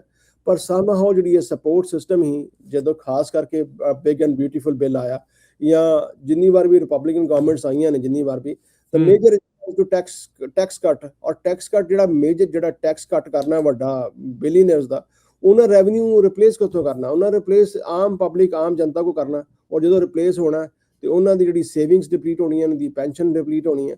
ਸੋ ਆਈ ਥਿੰਕ ਜੇ ਸਿਸਟਮ ਜੇ ਕੋਈ ਬੰਦਾ ਬੈਠਾ ਕਿ ਮੈਂ ਟੋਟਲੀ ਸੋਸ਼ਲ ਸਿਕਿਉਰਿਟੀ ਤੇ ਸਰਵਾਈਵ ਕਰ ਲਾਂਗਾ ਉਹਦੇ ਆਉਣ ਵਾਸਤੇ ਕਰ ਵੀ ਲਓ ਬੈਟਰ ਹੈ। There is nothing to worry about ਜੇ ਤੁਹਾਡੇ ਕੋਲ ਐਕਸਟਰਾ ਪੈਸੇ ਆਪਣੀ ਤੁਸੀਂ ਆਪਣਾ ਪਲਾਨਿੰਗ। ਸੋ ਇਸੇ ਕਰਕੇ ਮੈਂ ਜੋ ਕ੍ਰੈਡਿਟ ਕਾਰਡ ਦੀ ਵੀ ਗੱਲ ਕਰਦਾ ਹੁੰਦਾ ਮੈਂ ਇਹੀ ਕਹਿੰਦਾ ਹੁੰਦਾ ਕਿ ਜਿਹੜਾ ਤੁਸੀਂ ਹਰ ਮਹੀਨੇ good money going after bad, ਤੁਸੀਂ ਹਰ ਮਹੀਨੇ ਇੰਨੇ ਪੈਸੇ $1000 ਓਵਰ ਦਾ ਈਅਰਸ $ਲੱਖਾਂ in certain cases I've seen millions of dollars just going in interest payments. ਜੇ ਤੁਸੀਂ ਉਹਨੂੰ ਪ੍ਰੋਪਰਲੀ ਉਹਨੂੰ ਮੈਨੇਜ ਕਰਕੇ ਸੈਟਲ ਕਰਕੇ ਐਂਡ ਔਰ ਅੱਜ ਦੀ ਡੇਟ ਦੇ ਵਿੱਚ ਵੀ ਇਹ 'ਚ ਵੀ ਇੱਕ ਮੇਜਰ ਇੰਡੈਕਸ ਹੈ ਜਿਹੜਾ ਇੰਡੈਕਸ ਤੇ ਜਿਹੜਾ ਮੇਜਰ ਕੰਸਰਨ ਆਉਂਦਾ ਪਿਆ ਲੋਕਾਂ ਦੇ ਵਿੱਚ। That is the same thing, people have a huge number of credit card debt ਔਰ ਜਿਨ੍ਹਾਂ ਦੀ ਡੈਟ ਦੀ ਉੱਤੇ ਜਿਹੜੀ ਇੰਟਰਸਟ ਰੇਟ ਹੈ 22% ਤੋਂ 21-22% ਸ਼ੁਰੂ ਹੁੰਦਾ ਪਿਆ। So also need to tackle that. ਜਿਹੜਾ ਵੀ ਤੁਸੀਂ ਖਰਚੇ ਓਵਰਆਲ ਘਟਾ ਸਕਦੇ ਹੋ, ਜਸਟ ਬੀ ਸੇਫ। ਹੋ ਜ਼ਰੂਰੀ ਨਹੀਂ ਕਿ ਆਪਾਂ ਨੂੰ ਅਗਲੇ 6 ਮਹੀਨਿਆਂ 'ਚ ਜਾਂ ਸਾਲ 'ਚ ਜਾਂ 2 ਸਾਲ 'ਚ ਹਨੇਰੀ ਆ ਜਾਏ, ਪਰ ਜੇ ਕਿਤੇ ਹਨੇਰੀ ਆ ਜਾਏ ਜਾਂ ਸੁਨਾਮੀ ਆ ਜਾਏ, ਵੀ ਸ਼ੁੱਡ ਬੀ ਪ੍ਰੀਪੇਅਰਡ। ਆਪਾਂ ਰੈਡੀ ਰਹਿਣਾ ਚਾਹੀਦਾ, ਥੋੜਾ ਸ਼ੈਲਟਰ ਲੈ ਲਈਏ। ਨਹੀਂ ਆਉਂਦੀ ਤੇ ਨਥਿੰਗ, ਨੋ ਹਾਰਮ। ਜਿਹੜਾ ਵੀ ਪੈਸਾ ਆਪਾਂ ਜਾਂ ਸੇਵ ਕਰਦੇ ਹਾਂ ਜਾਂ ਆਪਣਾ ਡਿਸਪਲਿਨ 'ਚ ਲਾਈਫ ਲੈ ਕੇ ਆਉਂਦੇ ਹਾਂ, that will help us down the road। ਨਹੀਂ ਬਿਲਕੁਲ, ਇਹ ਸਾਰੀਆਂ ਚੀਜ਼ਾਂ ਜਿਹੜੀਆਂ ਇੰਪੋਰਟੈਂਟ ਆ, ਇਸ ਨੂੰ ਜਿਹੜਾ ਉਹ ਦੇਖਣਾ ਚਾਹੀਦਾ। ਔਨ ਦੈਟ ਪੁਆਇੰਟ ਜਿਹੜੇ ਤੁਸੀਂ ਕਿਹਾ ਸੀਗਾ ਵੀ ਉਹ ਜਿਹੜਾ ਬਿੱਲ ਆ ਬਿਲੀਅਨਰਸ ਨੂੰ, ਟਰੰਪ ਹੁਣੀ ਆਪ ਕਹਿੰਦੇ ਸੀ ਵੀ ਮੇਰਾ ਇੱਕ ਮਿੱਤਰ ਆ ਬਹੁਤ ਅਮੀਰ ਆ, ਉਹਨੂੰ ਲੋੜ ਤਾਂ ਹੈ ਨਹੀਂ ਸੀ, ਪਰ ਉਹਨੇ ਜਹਾਜ਼ ਇਸੇ ਲਈ ਲੈ ਲਿਆ ਕਿਉਂਕਿ ਮੈਂ ਉਹਨੂੰ ਇਸ ਕੱਟ ਦੇ ਨਾਲ ਜਿਹੜੀ ਉਹ ਮਦਦ ਕੀਤੀ ਆ। ਸੋ ਦੈਟ ਟੈਲਸ ਯੂ ਵੀ ਕਿੱਥੇ ਜਾ ਰਹੀ ਆ ਮਨੀ, ਤੁਹਾਡਾ ਜਿਹੜਾ ਟੈਕਸ ਪੇਅਰ ਮਨੀ ਕਿੱਦਾਂ ਆ। ਸੋ ਇਹਦੇ ਨਾਲ ਜਿਹੜਾ ਉਹ ਆਪਣੇ ਸਾਹਮਣੇ ਹੀ ਆ ਕੀ ਚੀਜ਼ਾਂ ਜਿਹੜੀਆਂ ਚੱਲ ਰਹੀਆਂ। ਇੱਕ ਲੇਟੈਸਟ ਰਿਪੋਰਟ ਇਹ ਵੀ ਆਈ ਸੀ ਕਿ ਨਿਰਮਲ ਮਾਨ ਜੀ ਵੀ ਆਈ ਫੋਰਗੋਟ ਕਿੰਨੇ percent, but it was a big number, ਵੀ ਲੋਕਾਂ ਨੂੰ ਕ੍ਰੈਡਿਟ ਕਾਰਡ ਦੇ ਉੱਤੇ ਹੁਣ ਰੋਜ਼ਮਰਰਾ ਦੀ ਜ਼ਿੰਦਗੀ, ਰਾਸ਼ਨ ਪਾਣੀ ਜਿਹੜਾ ਉਹ ਕਰਨਾ ਪੈ ਰਿਹਾ ਹੈ। ਉਹ ਕ੍ਰੈਡਿਟ ਕਾਰਡ ਦੇ ਉੱਤੇ ਜਿਹੜਾ ਰੋਟੀ ਦੇ ਲਈ ਜਿਹੜਾ ਉਹ ਆ ਗਏ ਆ, ਇਹ ਗੁੱਡ ਸਾਈਨ ਨਹੀਂ ਹੈਗਾ। Exactly, up to 50, more than 52%. The number is more than 52%. So more than half people, they are depending on the credit card. ਤੇ ਸੋ ਜਿੱਦਾਂ ਆਪਾਂ ਗੱਲ ਕੀਤੀ ਆ, ਜਿਹੜਾ ਆਪਣੇ ਇੰਡੈਕਸ ਦੀ ਗੱਲ ਕੀਤੀ, LEI ਇੰਡੈਕਸ ਦੀ ਗੱਲ ਕੀਤੀ ਹੈ। ਸੋ ਓਵਰਆਲ ਜੇ ਆਪਾਂ ਗੱਲ ਕਰੀਏ ਤੇ ਮੈਂ ਕਿਹਾ ਕਿ ਜਿੰਨਾ ਕੰਸਰਨਿੰਗ ਪਹਿਲਾਂ ਹੈ ਹੀ ਉਹਨਾਂ ਹੈ ਨਹੀਂ, ਚਿੰਤਾ ਦੀ ਲੋੜ ਹੈ ਪਰ ਇੰਨੀ ਜ਼ਿਆਦਾ ਹੈ ਨਹੀਂ। ਪਰ ਆਪਾਂ ਨੂੰ ਇੰਡੀਵਿਜੂਅਲੀ ਆਪਣਾ ਦੇਖਣਾ ਪੈਂਦਾ। ਦੇਖੋ ਕਿ ਜੇ ਉਹ ਜਿਹੜੇ ਤੁਸੀਂ 52% ਦੀ ਗੱਲ ਕੀਤੀ ਹੈ, ਜਾਂ ਤਾਂ ਮੈਂ 52 ਚ ਫਾਲੋ ਕਰਦਾ ਜਾਂ ਮੈਂ 48 ਫਾਲ ਕਰਦਾ। ਜੇ ਮੈਂ 48 ਫਾਲ ਕਰਦਾ ਤੇ ਮੈਂ ਕਿੰਨਾ ਕੁ ਦੂਰ ਆ ਉਸ ਲਾਈਨ ਤੋਂ ਕਿ ਮੈਂ 52 ਵਾਲੇ ਪਾਸੇ ਨਾ ਆ ਜਾ। ਤੇ ਉਹ ਜਿਹੜੀ ਪਲੈਨਿੰਗ ਹੈ, ਜਿਹੜੀ ਆਪਣੀ ਸਿਚੁਏਸ਼ਨ ਹੈ, ਜੋ ਹਾਲਾਤ ਨੇ, ਉਹ ਸਾਨੂੰ ਹਰ ਬੰਦੇ ਨੂੰ ਇੰਡੀਵਿਜੂਅਲੀ ਪਤਾ ਹੁੰਦਾ। ਤੇ ਅਸੀਂ ਤੇ ਇੰਡੀਵਿਜੂਅਲੀ ਆਪਾਂ like this is on a disclaimer, this is only educational purposes. ਆਪਾਂ ਇਹ ਗੱਲ ਕਰਦੇ ਹਾਂ ਕਿ ਜੋ ਮਾਰਕੀਟ ਦੇ ਰਿਪੋਰਟ ਨੂੰ ਆਪਾਂ ਡਿਸਕਸ ਕਰਦੇ ਹਾਂ, ਆਪਾਂ ਤੇ as a watch dog, as chowkidar, ਆਪਾਂ ਜੋ ਮਾਰਕੀਟ ਦੀ ਚੀਜ਼ਾਂ ਨੇ ਉਹਨੂੰ ਸੌਖੇ ਤਰੀਕੇ ਨਾਲ ਐਕਸਪਲੇਨ ਕਰ ਸਕਦੇ ਹਾਂ। ਤੁਹਾਨੂੰ as a customer, as a listener, ਜਾਂ ਐਜ਼ ਜੋ ਵੀ ਤੁਹਾਨੂੰ ਸਾਡੇ ਕੋਲ, ਜਾਂ ਇਸ ਤੋਂ ਇਲਾਵਾ ਜੋ ਵੀ ਤੁਸੀਂ ਐਜੂਕੇਸ਼ਨ ਜਿੱਥੋਂ ਵੀ ਕਰ ਸਕਦੇ ਹੋ, you need to plan ahead and make sure ਕਿ ਚਲੋ ਠੀਕ ਹੈ ਕਿ ਚਿੰਤਾ ਦੀ ਗੱਲ ਤੇ ਹੈ ਨਹੀਂ ਇਕਨੋਮੀ ਦੀ, ਪਰ ਇਹ ਚਿੰਤਾ ਦੀ ਗੱਲ ਜੇ ਮੇਰੇ ਵਾਸਤੇ, ਚਾਹੇ ਇਕਨੋਮੀ ਸਾਰੇ ਪਾਸੇ ਬੈਟਰ ਹੈ, if I don't have a job, ਮੇਰੇ ਵਾਸਤੇ ਚਿੰਤਾ ਦੀ ਗੱਲ ਹੈ। If my business is not doing well, ਮੇਰੇ ਵਾਸਤੇ ਚਿੰਤਾ ਦੀ ਗੱਲ ਹੈਗੀ ਹੈ। ਜੇ ਅੱਜ ਜਿਹੜਾ ਬੰਦਾ ਜੇ ਕਿਸੇ ਦਾ, ਮੇਰੀ ਫਰੈਂਡ ਨੇ ਉਹਦਾ ਲਿਕਰ ਸਟੋਰਸ ਨੇ, ਉਹ ਕਹਿੰਦੇ ਕਿ ਜਿਹੜਾ ਬੰਦਾ ਪਿਛਲੇ ਮਹੀਨੇ 100 ਦੀ ਪੀਣ ਡਿਆ ਜਾਂ 50 ਦੀ ਪੀਣ ਡਿਆ, ਅਫਕੋਰਸ ਜੇ ਉਹਨਾਂ ਦਾ ਮਾਰਜਨ 20% ਹੀ ਹੈ ਤਾਂ ਉੱਥੇ 20 ਬਚਾਉਣ ਡਿਆ, 10 ਬਚਾਉਣ ਡਿਆ ਨੇ। ਸੋ ਮੈਂ ਨਹੀਂ ਕਹਿੰਦਾ ਕਿ ਲੋਕੀ ਜ਼ਿਆਦਾ ਪੀਣ ਤੇ ਉਹਨਾਂ ਦਾ ਮਾਰਜਨ ਜ਼ਿਆਦਾ ਵਧੇ, ਪਰ ਓਵਰਆਲ ਜਿਹੜੀ ਚੀਜ਼ਾਂ ਨੇ, ਸਪੈਂਡਿੰਗ ਪਾਵਰ ਲੋਕਾਂ ਦੀ ਜਿਹੜੀ ਘਟ ਗਈ ਹੈ, ਔਰ ਇਨਫਲੇਸ਼ਨ ਇੰਨੀ ਜ਼ਿਆਦਾ ਹੈ।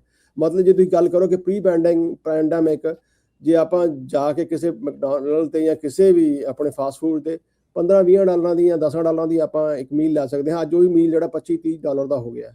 So things are people are getting used to it. ਤੇਲ ਸਸਤਾ ਨਹੀਂ ਹੁੰਦਾ ਪਿਆ, it's getting more expensive every single day. So ਇਹ ਚੀਜ਼ਾਂ ਨੂੰ ਧਿਆਨ 'ਚ ਮੱਦੇਨਜ਼ਰ ਰੱਖਦੇ ਆਈ ਥਿੰਕ ਡਰਾਉਣ ਵਾਲੀ ਗੱਲ ਨਹੀਂ, ਬਿਕੋਜ਼ ਅੱਜ ਚੰਗੀ ਰਿਪੋਰਟ ਹੈ ਕਿ ਓਵਰਆਲ ਜਿਹੜਾ ਚੀਜ਼ਾਂ ਨੇ ਇਸ time they are better than last month, ਤੇ possibly they will be better by end of this year. ਹੋ ਸਕਦਾ ਇਕਨੋਮੀ ਇੰਨੀ ਨਾ ਖਰਾਬ ਹੋਏ, ਪਰ ਜਿਹੜਾ ਵੀ ਬੰਦਾ ਹੈਗਾ, ਮੈਂ ਤਾਂ ਇਹੀ ਕਹਾਂਗਾ ਕਿ ਇਸ ਟਾਈਮ ਜਿਹੜਾ ਤੁਹਾਡੇ ਕੋਲ ਕੈਸ਼ ਹੈ, ਟਰਾਈ ਟੂ ਸੇਵ ਇਟ। ਘਰ ਲੈਣਾ ਜੇ ਅਜੇ ਅਵੋਇਡ ਕਰ ਸਕਦੇ ਹੋ, ਅਵੋਇਡ ਇਸ ਕਰਕੇ ਕਰ ਲਓ ਬਿਕੋਜ਼ ਚੀਜ਼ਾਂ ਜਿਹੜੀਆਂ ਥੱਲੇ ਨੂੰ ਜਾ ਰਹੀਆਂ ਨੇ। So you don't know when market is going down, you don't know ਕਿ ਉਹਨੇ ਕਿੰਨਾ ਥੱਲੇ ਜਾਣਾ। ਮਾਰਕੀਟ ਜੇ ਕੋਈ ਉੱਪਰ ਆਉਣ ਲੱਗ ਪਏ, ਯੂ ਮੇ ਪੇ, ਬਿਕੋਜ਼ ਮੈਨੂੰ ਲੱਗਦਾ ਕਿ ਜੇ ਥੱਲੇ ਜਾਂਦੀ ਬਿਲਕੁਲ ਰੌਕ ਬਾਟਮ ਦੇ ਉੱਤੇ, I would have paid less price, but I don't know this is rock bottom. ਇੱਕੋ ਹੀ ਮਾਰਕੀਟ ਉੱਤੇ ਆਉਣ ਲੱਗ ਪੈਂਦੀ ਹੈ, ਤੁਸੀਂ ਰੌਕ ਬਾਟਮ ਨਾਲ ਥੋੜਾ ਜ਼ਿਆਦਾ ਪ੍ਰਾਈਸ ਪੇ ਕਰੋਗੇ, ਬਟ ਯੂ ਨੋ ਕਿ ਜਿਹੜਾ ਤੀਰ ਹੈ ਹੁਣ ਤਾਂ ਨੂੰ ਚੜ੍ਹਨ ਲੱਗ ਪਿਆ, going up. So market is getting better. So ਉਸ ਲੈਵਲ 'ਤੇ ਤੁਸੀਂ ਆਪਣਾ ਘਰ ਖਰੀਦ ਸਕਦੇ ਹੋ। ਮੈਂ ਤਾਂ ਇਹ ਕਹਾਂਗਾ ਕਿ ਖਾਸ ਕਰਕੇ ਜੇ ਤੁਸੀਂ ਇਨਵੈਸਟਮੈਂਟ ਪ੍ਰਾਪਰਟੀਆਂ ਵੱਲ ਦੇਖਦੇ ਪਏ ਇਸ time, I don't see, because we work in mortgage as well, I don't see anywhere in the country ਜਿੱਥੇ ਤੁਸੀਂ 25% ਡਾਊਨ ਦੇ ਕੇ ਖਾਸ ਕਰਕੇ ਰੈਜ਼ੀਡੈਂਸ਼ੀਅਲ ਪ੍ਰਾਪਰਟੀਆਂ ਉੱਤੇ ਤੁਸੀਂ ਬ੍ਰੇਕ ਈਵਨ ਵੀ ਹੋ ਸਕਦੇ ਹੋ। Maybe very few exceptions, but throughout, because we land in multiple states, multiple countries, not multiple states, ਜਿਹੜੇ ਮਲਟੀਪਲ ਸਿਟੀਜ਼ ਆਉਂਦੀਆਂ ਨੇ, ਉਹਦੇ 'ਚ ਕਿਤੇ ਵੀ ਨਾਟ ਐਨੀਵੇਅਰ ਇਨ US ਤੁਸੀਂ 25-30% ਡਾਊਨ ਦੇ ਕੇ ਤੁਸੀਂ ਬ੍ਰੇਕ ਇਵਨ ਵੀ ਹੋ ਜਾਓਗੇ। ਔਰ ਪਲੱਸ ਅੱਜ ਦੀ ਡੇਟ 'ਚ ਤੁਸੀਂ ਬ੍ਰੇਕ ਇਵਨ ਹੋ ਵੀ ਜਾਓ, ਕਈ ਵਾਰ ਕਹਿੰਦੇ ਕੋਈ ਗੱਲ ਨਹੀਂ ਭਾਜੀ $100 $200 ਪਹਿਲੇ ਪੈਣ ਡਿਆ, but you know generally $100 $200 ਪੱਲੇ ਪੈ ਰਿਹਾ, this is generally in a good environment, it's okay, because ਹੁੰਦਾ ਕਿ ਚਲੋ ਐਟਲੀਸਟ ਤੁਹਾਡਾ ਪ੍ਰਿੰਸੀਪਲ ਤੇ ਪੇ ਹੋ ਰਿਹਾ, ਤੁਸੀਂ $200 ਪੱਲੇ ਪਾ ਕਰ ਰਿਹਾ। ਪਰ ਉਦੋਂ ਕੀ ਹੁੰਦਾ ਕਿ ਮਾਰਕੀਟ ਜਿਹੜਾ ਤੁਹਾਡੇ ਘਰ ਦੀ ਜਿਹੜੀ ਹੈ ਪੈਸਿਵ ਵੈਲਿਊ ਜਿਹੜੀ ਹੈ ਪੈਸਿਵ ਇਨਕਮ ਜਿਹੜਾ ਘਰ ਦੀ ਅਪਰੇਜ਼ਲ ਉੱਤੇ ਜਾਂਦਾ ਪਿਆ। ਹੁਣ ਜਦੋਂ ਤੁਸੀਂ ਗੱਲ ਕੀਤੀ ਹੈ ਕਿ ਤੁਹਾਡੇ ਘਰ ਚੱਲੇ ਨੇ $1,00,000 ਡ੍ਰੌਪ ਕਰ ਦਿੱਤਾ price, that's a huge drop. ਕੋਈ 10,000 ਨਹੀਂ, ਕੋਈ 5,000 ਨਹੀਂ, ਸਿੱਧਾ $1,00,000 ਜਿਹੜਾ ਉਹ ਘਟਿਆ ਆ। ਇੱਕ ਤਾਂ ਤੁਸੀਂ ਪੈਸੇ ਵੀ ਪੱਲੋਂ ਪਾਓਗੇ, ਉਤੋਂ ਤੁਸੀਂ ਡ੍ਰੌਪ ਵੀ ਕਰਦੇ ਪਏ, ਨਾਲੇ ਵੇਟ ਕਿੰਨੇ ਮਹੀਨੇ ਕਰ ਰਿਹਾ ਕਿ ਕਦੋਂ ਦਾ ਫੱਟਾ ਲੱਗਾ ਉਹਦੇ, ਔਰ ਜਿੰਨੇ ਮਹੀਨੇ ਫੱਟਾ ਲੱਗ ਰਿਹਾ ਉਹਨੇ ਮਹੀਨੇ ਹਰ ਮਹੀਨੇ ਉਹ ਮਾਰਗੇਜ ਤਾਂ ਪੁਰਾਣੀ ਉਹਦੀ ਜਾ ਹੀ ਰਹੀ ਆ। ਐਗਜ਼ੈਕਟਲੀ, ਸਭ ਜਾ ਰਹੀ ਹੈ। ਸੋ ਇਹ ਸਿਚੁਏਸ਼ਨ ਜਿਹੜੀ ਉਹ ਇਸ ਟਾਈਮ ਬਣੀ ਪਈ ਆ। ਸੋ ਸੋਚੋ ਵਿਚਾਰੋ, ਦੇਖੋ ਵਟ ਨੰਬਰਸ ਵਰਕ ਫॉर ਯੂ, ਕਿਹੜੇ ਨੰਬਰ ਤੁਹਾਡੇ ਲਈ ਜਿਹੜੇ ਉਹ ਵਰਕ ਕਰਦੇ ਆ, ਤਾਂ ਉਹਦੇ ਹਿਸਾਬ ਦੇ ਨਾਲ ਜਿਹੜਾ ਉਹ ਫੈਸਲਾ ਜਿਹੜਾ ਉਹ ਲਓ। ਆਈ ਨੋ ਆਪਣੇ ਲੋਕਾਂ ਦੇ ਲਈ ਇਹ ਬੜਾ ਸੈਂਟੀਮੈਂਟਲ ਇਸ਼ੂ ਹੁੰਦਾ ਘਰ ਨੂੰ ਜਿਹੜਾ ਉਹ ਬਾਏ ਕਰਨਾ, ਵੀ ਉਹ ਇੱਦਾਂ ਆ, but you have to plan long term. Philosophically ਤੇ ਮੈਂ ਇਹ ਕਹਿਣਾ ਹੁੰਦਾ, ਦੇਖੋ ਐਂਡ ਆਫ ਦ ਡੇ ਰਾਜਕਰਨ, ਘਰ ਤੁਸੀਂ ਲੈਣਾ ਤੇ ਇੱਕ ਹੋਟਲ ਜਾਂਦੇ ਆ, ਵੀ ਪੇ ਰੈਂਟ ਫॉर one night, ਜੇ ਆਪਾਂ ਕਿਰਾਏ ਤੇ ਲੈਂਦੇ ਆ ਤਾਂ ਮੇਬੀ ਸਾਲ ਦਾ ਮਹੀਨੇ ਦਾ ਕਿਰਾਇਆ ਪੇ ਕਰਦੇ ਆ। If you buy a home you pay the ਕਿਰਾਇਆ for rest of your life, but everything is temporary. ਇੰਨਾ ਜ਼ਿਆਦਾ ਇਮੋਸ਼ਨਲੀ ਅਟੈਚਮੈਂਟ ਹੋਣ ਦੀ ਲੋੜ ਨਹੀਂ ਹੈਗੀ। ਆਫ ਕੋਰਸ ਜੇ ਆਪਣਾ ਘਰ ਹੁੰਦਾ, ਕਨਵੀਨੀਅੰਸ ਹੁੰਦਾ, you have a pride of ownership, ਤੁਹਾਨੂੰ ਇੱਕ ਕੰਫਰਟ ਹੁੰਦੀ ਹੈ, you don't move, but don't get emotionally peer pressure ਦੇ ਵਿੱਚ ਕਿ ਹਾਂ ਵੀ ਉਹਦਾ ਵੱਡਾ ਘਰ ਆ, ਮੇਰਾ ਵੱਡਾ ਘਰ ਆ। ਐਂਡ ਆਫ ਦਾ ਡੇ ਪੇਮੈਂਟਾਂ ਤੁਹਾਨੂੰ ਭਰਨੀਆਂ ਪੈਣੀਆਂ ਨੇ, ਔਰ ਜੇ ਚੀਜ਼ਾਂ ਚੰਗੀਆਂ ਹੁੰਦੀਆਂ ਪਈਆਂ, ਕਈ ਵਾਰ ਬੰਦਾ ਔਖਾ ਹੋ ਕੇ ਪੇਮੈਂਟ ਕਰ ਲੈਂਦਾ, ਬਟ ਐਟਲੀਸਟ ਓਵਰਆਲ ਤੁਹਾਨੂੰ ਉਹਦਾ ਬੈਨੀਫਿਟ ਮਿਲਦਾ ਜਦੋਂ ਚੀਜ਼ਾਂ ਕੀਮਤਾਂ ਵੱਧਦੀਆਂ ਨੇ। ਪਰ right now that benefit is not there.